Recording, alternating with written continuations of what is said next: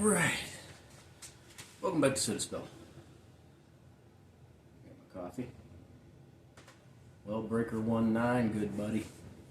This video is directed more towards the large car driver, the super trucker, the over-the-road truck driver, long hauler. You can be a local delivery guy. My question is, what do you do if you break down, or if there's a major national crisis or a natural disaster or something along those lines? We'll even put the conspiracy theory hat on and say there was an EMP, the Red Chinese attacking, the Red Dawn type situation. But what do? You're out there, you get let's say you're in your bunk sleeping and your phone's going crazy or everything goes quiet, and you realize through the squawk box on this old CB that something major has happened. What do you do? Let's say with these newer tractor trailers, they're affected by an electronic attack or something like that, or something as simple as on your Qualcomm or something like that.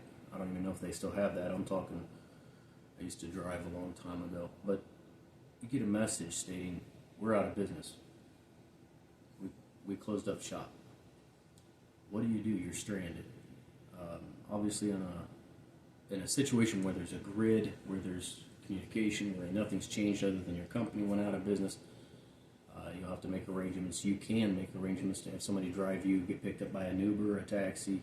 Maybe the company makes allowances for you to drop trailer, take the truck back to wherever, home state, home base. But what if it is a SHTF situation? What do you do? Obviously, most of you long haul over the road drivers, you have a sleeper, so you have some supplies. Do you carry get home bags? And what about alternate transportation? Obviously, there's a couple of types of transportation that you can keep with you in the event of an EMP or something like that that strands your truck, or say the highways are all backed up because the cars are stranded, and you can't maneuver that big truck. Obviously, you've got the old Cadillacs, your 2 feet, so you can walk. But what about something a little different? Let's say, how hard would it be to take a 18-inch or 21-inch, 21-speed mountain bike with a cargo rack on it? How hard would that be to haul around with you? Strap that to the back of the sleeper. Put it in the bunk up in the air on that top bunk if you're a solo driver. So there's a lot of variables to take into consideration. What if you're a team driver? You've got 2 bodies you got to worry about, you and your teammate. That'll be good for security, but you guys are going to have alternative goals. Obviously, one goal is to get somewhere safe or get off the road or get to your destination, but what if one is from San Jose and one is from Maine? So you're going to be going in different directions. Don't always count on that.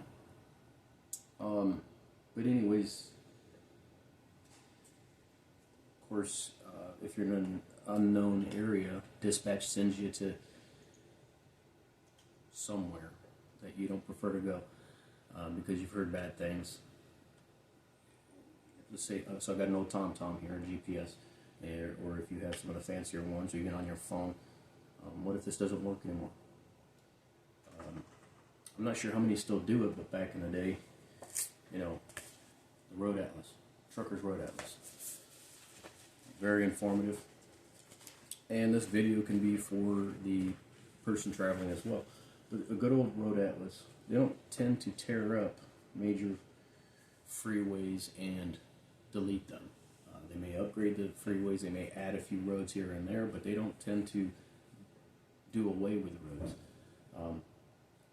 So I would recommend carrying a Road Atlas with you. Also, in the event that the vehicle doesn't work, the tractor doesn't work, you're stranded. Do you ever get home bag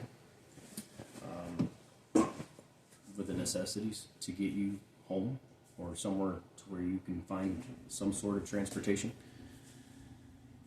These are things that keep me awake.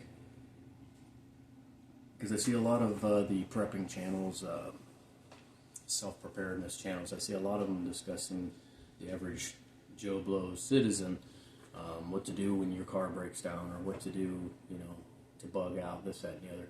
But I never see anybody specifically address the guys that keep this country rolling, and I'm talking about the United States. Keep it functioning is the long-haul truck drivers. We don't appreciate them enough.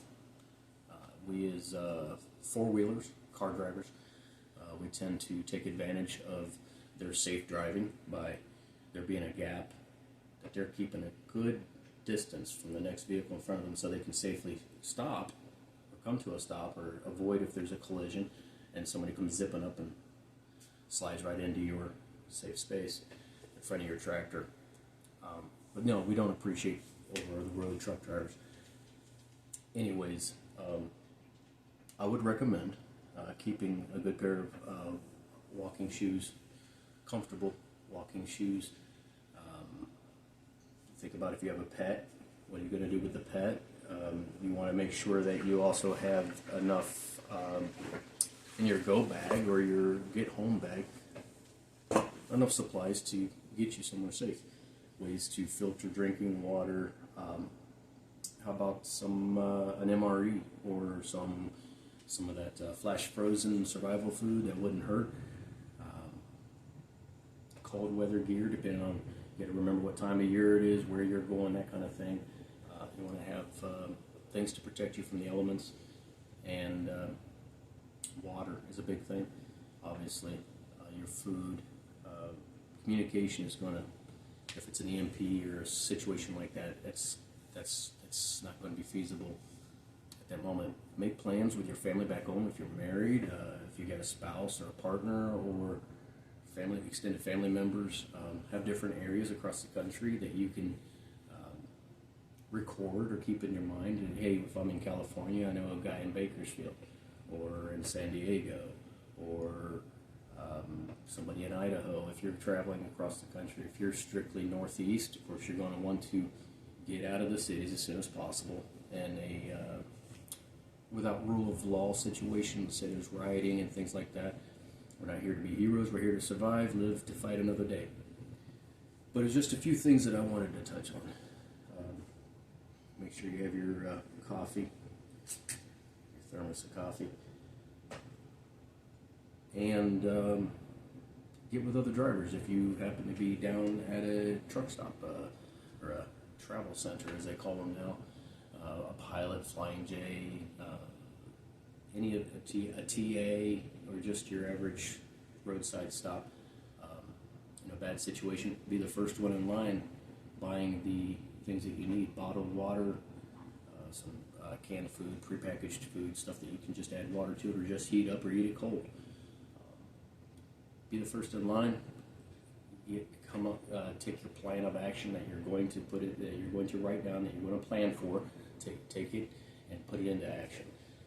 The company, let's say you drive for Acme Trucking or what have you, or Trucking 123. They're not worried about you.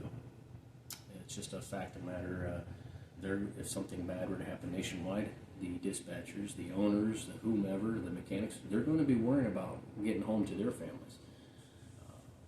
So you need to worry about yourself, worry about taking care of you and yours, and getting home to you and yours. And as far as defensive weapons, there's laws and rules against carrying a defensive weapon in a tractor trailer. So you do what you feel is necessary and what you feel is right and what you're willing to do. I don't know what to tell you as far as that's concerned. You do what is best for you and your family.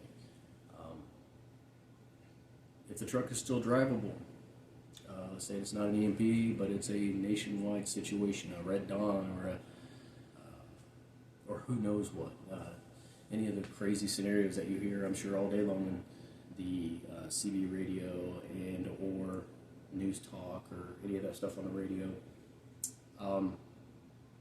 That load isn't important. I'm talking a major national, that load of empty, clean Jack Daniels whiskey bottles that needs to get to the factory. They're not worried about them getting delivered. They're worried about them getting home to their family. So you drop that trailer, you get fuel as close as, if you're not full of fuel, get fuel as quick as you can. The closest place you can find, fuel it up, and start heading home. That's what I would do. So it's one of those ask for forgiveness later type deals. But yeah, you need to think about things like that.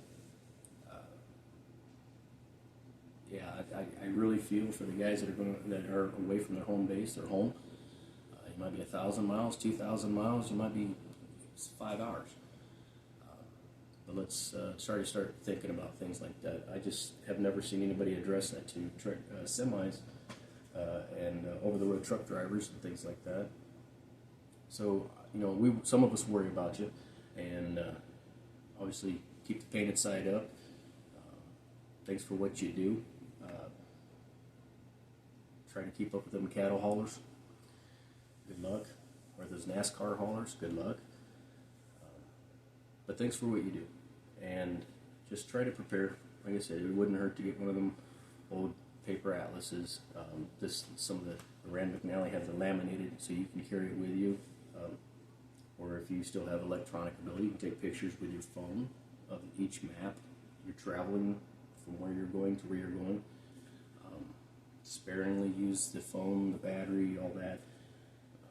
But again, make sure you have, number one, water, food, comfortable walking clothes, layers, a go bag, a map of where you're going to plan, and that people back home, your spouse, your family, whomever, they know what you're going to do in the event that something bad happens. They already know, oh, Uncle Joe, Dad, he's going to hook up with Rubber Duck, and they're going to travel to X, Y, and Z, and so we know we can pick them up at that spot. So good luck, and thanks for what you do, and thanks for sitting a spell. And it's a cold day out. Be careful out there if you're driving in that winter weather we're finally getting. But thanks for sitting a spell. Like, subscribe. Like I said, paint it side up. And thanks for what you do. God bless.